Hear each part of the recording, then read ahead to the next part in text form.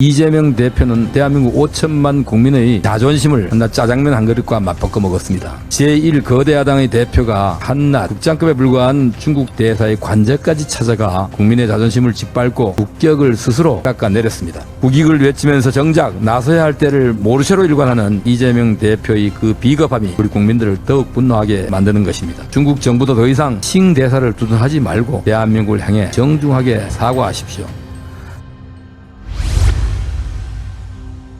네, 사무총장입니다. 싱하이밍의 오만함에 대해서 한마디 지적하겠습니다.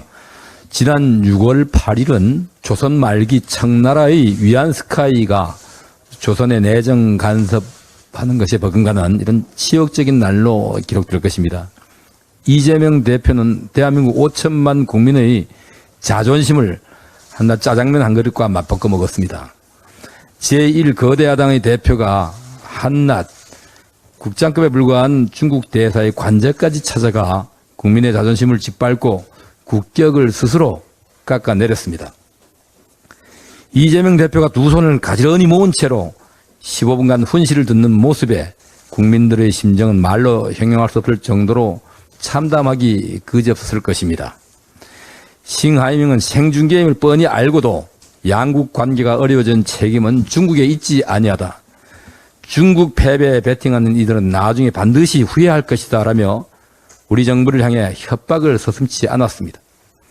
이재명 대표와 비공개로 가진 면담에서도 미국이 실익은 다 챙기고 있는데 한국 정부가 안타깝다며 훈계하였다고 합니다. 그런데도 민주당은 국익을 위한 야당 대표의 선이라며 애써 외면하고 있습니다.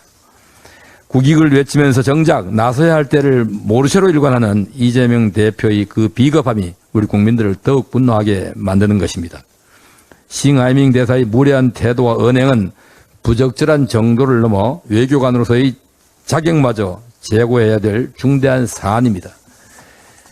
싱 대사는 부임한 지 4개월밖에 지나지 않은 2020년 5월 언론 인터뷰를 통해 홍콩의 국가보안법을 공식 지지해달라며 한국 정부에 압력을 행사했습니다. 2021년에는 대선 당시 윤석열 대선 주자가 사드는 분명히 우리 주권적 영역이라고 밝히자 윤석열 인터뷰에 대한 반론이라는 기고문을 싣고 이해할 수 없다며 대선 개입 논란을 자초한 바도 있습니다. 뿐만 아니라 최근 보도에 의하면 싱하이밍 대사가 1박에 1,000만 원씩이나 하는 최고급 숙박시설에서 접대받았다는 의혹, 코로나로 사적 모임이 제한되던 시기에 국내 대기업 임원들과 이 방역수칙을 위반한 이 대규모 만찬을 했다는 의혹, 공관원 숙소 부지를 주차장으로 대여해 월 500만 원 가량의 수익을 올리고도 세금을 내지 않았다는 의혹 등이 보도됐습니다. 이 같은 의혹이 사실이라면 국제협약을 정면으로 위반한 것입니다. 외교관의 존재 이유는 국가 간 갈등 유발이 아닌 주재국과의 우호적인 관계를 유지하기 위한 가교 역할에 있습니다. 싱 대사가 외교관으로서의 책임과 역할을 망각하고 계속 오만하게 행동한다면 앞으로 외교적 기피 인물로 지정까지 검토되어야 할 것입니다. 중국 정부도 더 이상 싱 대사를 두둔하지 말고 대한민국을 향해 정중하게 사과하십시오. 한중 관계 회복의 첫 단계는 오만한 힘자랑이 아니라 상호 존중에서 시작됨을 명심하기 바랍니다.